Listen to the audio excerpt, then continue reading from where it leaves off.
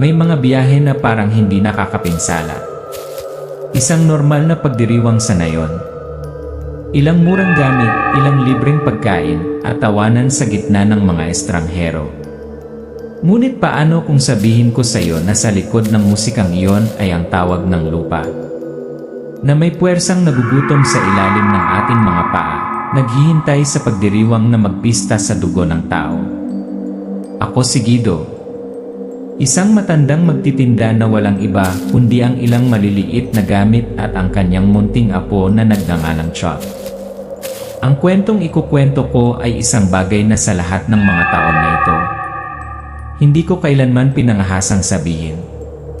Hindi dahil sa nakalimutan ko na, ngunit dahil naririnig ko pa rin ang tawag ng party na yon sa aking panaginip gabi-gabi.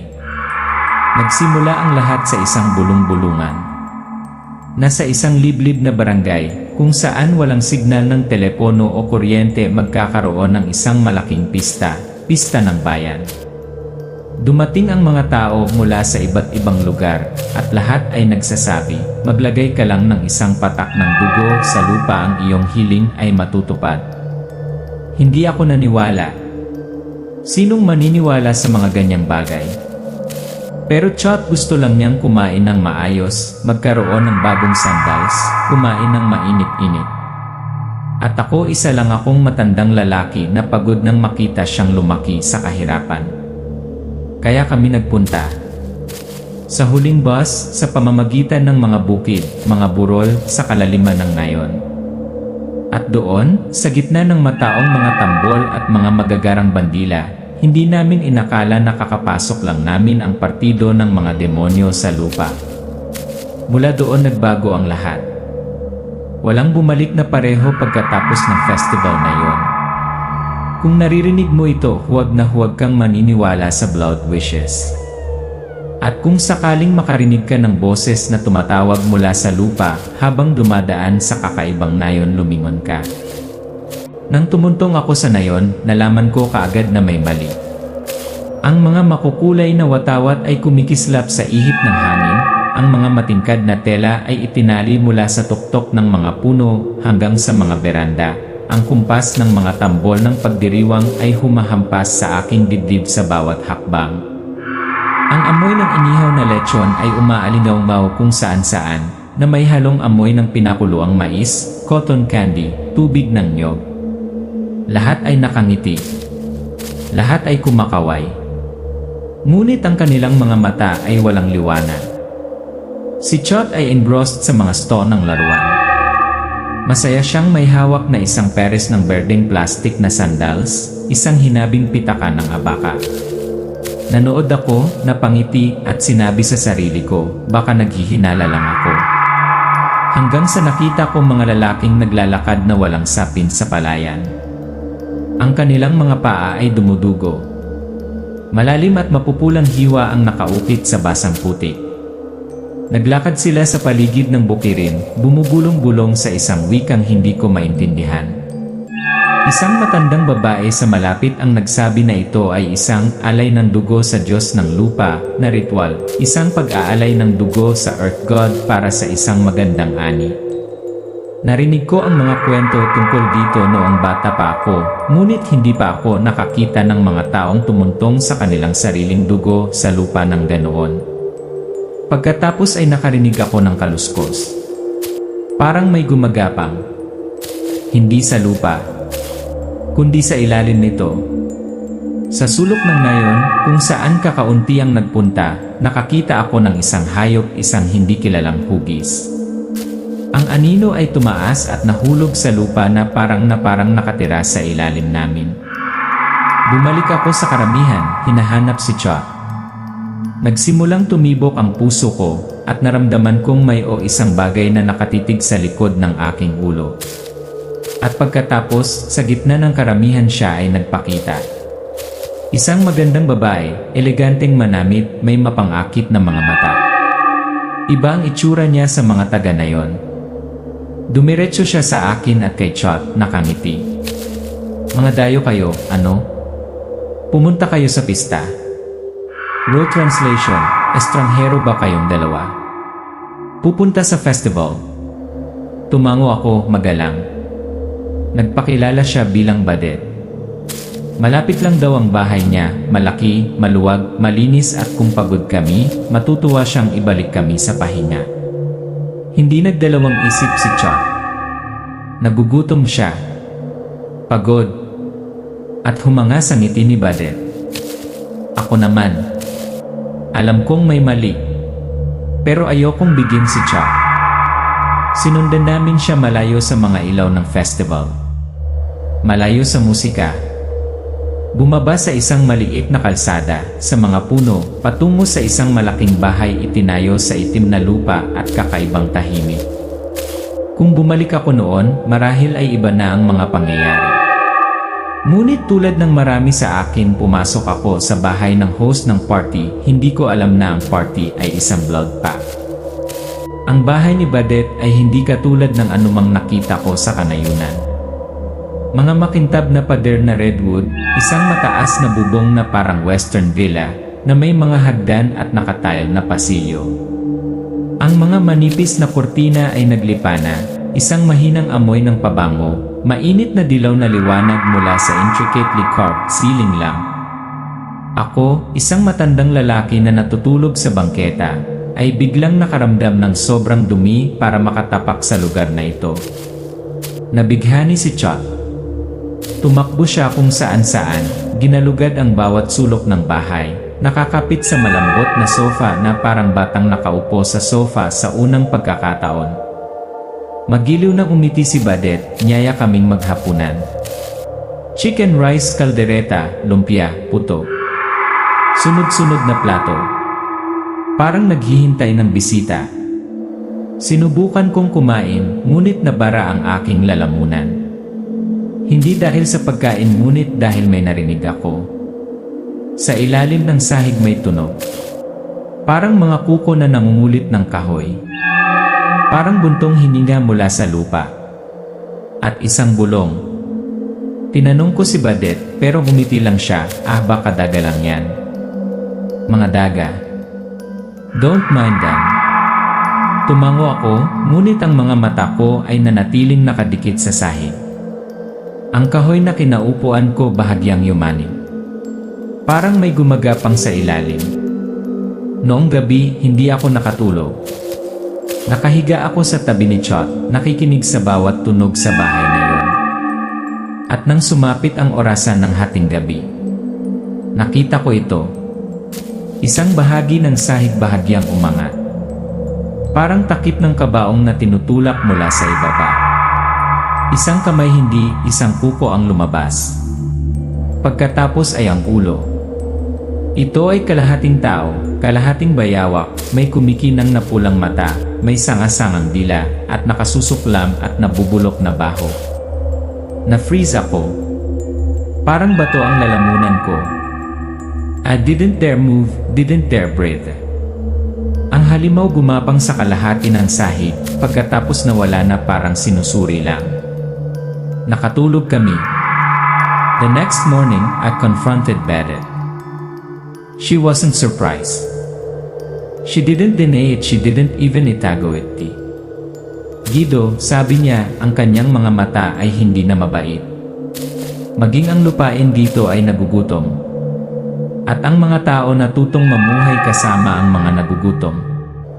Tinatawag namin silang abwak. Hindi tulad ng mga aswang na lumilipad sa langit o sumisipsip ng dugo mula sa mga tao. Ang abwak ay nakatira sa ilalim ng lupa. Sila ay kumakain ng mga kabustuhan. At kapag ang isang hiling ay ipinagkaloob, may dapat kunin bilang kapalit. Isang patak ng dugo para sa kinabukasan. Isang maliit na hiwa para sa isang pananim. Isang panalangin para sa kaluluwa ng isang bata. Tumayo ako. Napalitan ng galit ang takot ko. Pero si Chuck. Naglalaro pa rin si Chuck sa loob. Inosente pa rin.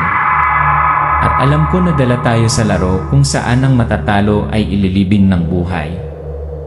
At ang pinakamasama ay hindi ko alam kung kailan ko ipagpustahan si Chuck dito. Umalis ako. Sobrang lakas ng tibok ng puso ko na para bang madudurog ang dibdib ko. Isang patak ng dugo.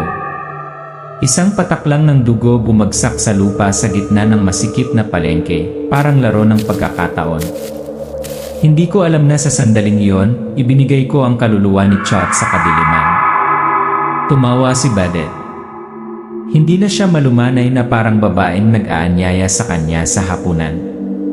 Ang kanyang mga mata ay kumikinang na maputlang pula na parang mga baga sa ilalim ng abo. Guido, ngayon naiintindihan mo na. Lahat ay nangangarap. Ngunit ang mga pangarap ay may kapalit. At ang lupa ay hindi nakakalimutan. Sumisigaw ako, hinila ang kamay ni Chot at tumakbo. Pero hindi niya ako hinabol. Ang sabi lang niya kung gusto mo siyang mabuhay, pumunta ka sa lungga ng Abwak. Tumakbo kami. Sa hardin, sa kagubatan, sa dumudugong palayan hanggang sa marating namin ang isang guwang. Walang puno, walang ibon. Basag-basag na lupa at isang nakakatakot na katahimikan. Sa gitna ng kalaliman ay isang malalim na hukay, bitak na parang bibig ng isang nilalang na bumubuka. Mula rito nagmula ang baho ng dugo at isang bagay na nabubulok. Pumasok kami sa lungga ng Abwak. Ang ilalim ng lupa ay isang maze ng putik, buto ng tao, kumikislap na apoy. Mga batik ng dugo sa mga dingding na parang mga simbolo.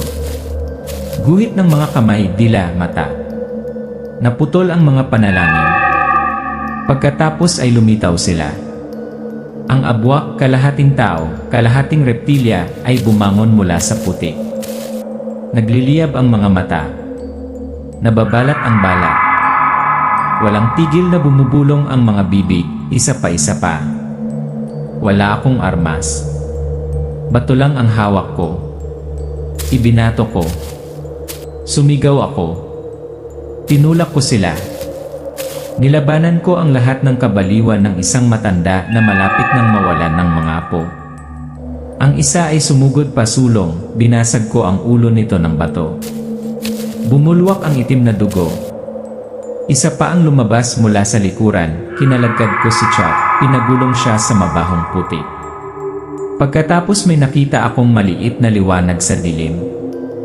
Isang maliit, matandang nilalang, hanggang tuhod lang nakasuot ng conical na sombrero, kulubot na balat mga mata na nagniningning na parang mga bituin. Isang nuno sa punso. Wala itong sinabi. Naglagay lang ito ng maliit na bote ng puting bigas sa kamay ko. Naiintindihan ko. Ito ay isang anting-anting. Ito ang tanging bagay na makapagliligtas kay Chot. Kinuha ko ang bote. Nang sumugod ang isang malaking abwak, ibinato ko ito sa mukha nito. Nagliyab ang liwanag. Isang nakakatakot na hiyawan. Nayanig ang lungga. Sumigaw ang abwak. Putok ng apoy mula sa mga bitak sa lupa.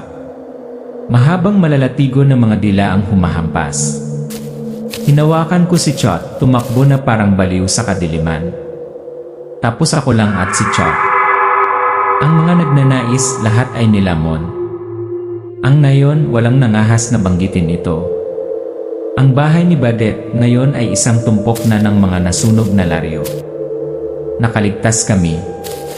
Pero hindi ko makakalimutan ang huling tingin ni Abwak nang tumingin siya sa akin, parang alam niya. Ikukwento ko to. Akala ko hindi na kami makakatakas ni Chot. Ang kuweba ay gumuho. Ang mga dingding na lupa ay nabibitak, ang apoy ay bumubuhos mula sa madilim na mga siwang. Ang mga abwak ay sumisigaw kung saan-saan, yurakan ang isa't isa. Hindi na sila nangangaso, sila ay nagpapanik na. Sa gitna ng kaguluhan lumitaw ito. Ang Abwak Lord. Higit sa 2 metro ang taas. Nababalot ng mga kaliskis ng tuyong lupa. Ang mga mata ay mamula-mula gaya ng mga baga. Malapad na bibig, matulis na ngipin. Boses ang tinig ng lupa, nanginginig at malalim. Binigay mo ang dugo. Ngayon akin ang kaluluwa. Magaspang na pagsasalin, ibinigay mo ang iyong dugo. Ngayon ang iyong kaluluwa ay akin. Nanginginig ako. Malapit nang bumigay ang mga binti ko. Pero ang mga kamay ko mahigpit pa rin ang pagkakahawak ng mga kamay ko sa rice charm at batorojo, ang pulang bato na ibinigay sa akin ni Nuno. Ipinikit ko ang aking mga mata. Nagmamadaling sumulong. Itinulak ang bato sa dibdib ng halimaw. Napunit ang mga hiyawan sa hangin. Bumulwak ang itim na dugo. Ang bawat shockwave ay yumanig sa kuweba na tila lalamunin ang langit. Ang bahay ng badet sa ibabaw ng lupa nagsimulang gumuho din na basag ang mga dingding na gawa sa kahoy. Kumalat ang apoy sa kusina, sa bulwagan, sa walang mata na larawan ng pamilya na nakasabit sa dingding. Kinalagkad ko si Chuck palabas. May mga tinik na tumusok sa likod ko, gumuho ang lupa sa likod ko. Isang sirang buto ang tumusok sa balikat ko. Pero hindi ako tumigil. Hindi habang nabubuhay pa ang pamangkin ko. Lumabas kami nang tumama sa akin ang unang liwanag ng bukang liwayway. Ang amoy ng nasusunog, ang usok, ang basag na lupa. Sa likod ay kung saan ang party noon. Ngayon abo na lang. Sa huling jeep sa labas ng village, tahimik kaming nakaupo ni Chuck. Walang nagsasalita sa amin. Tumingin ako sa aking kamay, ang sirang bigas na anting-anting. Ang pulang bato naging abo. At sa kamay ni Chuck may dugo pa rin na hindi mahugasan. Ang sakit ng likod ko noon pa man. Hindi naghihilom ang sugat. Baka lupa. Siguro kasalanan ko. Para naman kay Chuck mula noong gabing iyon, hindi na siya nanaginip muli. Hindi na maulit. Parang ang ilang bahagi ng kanyang kaluluwa ay nakulong sa lungga ng abwak. Isinulat ko ang kwentong ito hindi para humingi ng simpatya, kundi bilang isang babala. Kung makarinig ka ng isang tao na nag-imbita sa iyo sa isang kakaibang pagdiriwang, kung nakakita ka ng isang tao na nagsasabi sa iyo na magbuhos ng dugo sa lupa upang mag-wish, lumingon ka. Dahil walang hiling ay libre. At hindi lahat ng partido ay isang pagpapala. Kwentong Aswang based on true story.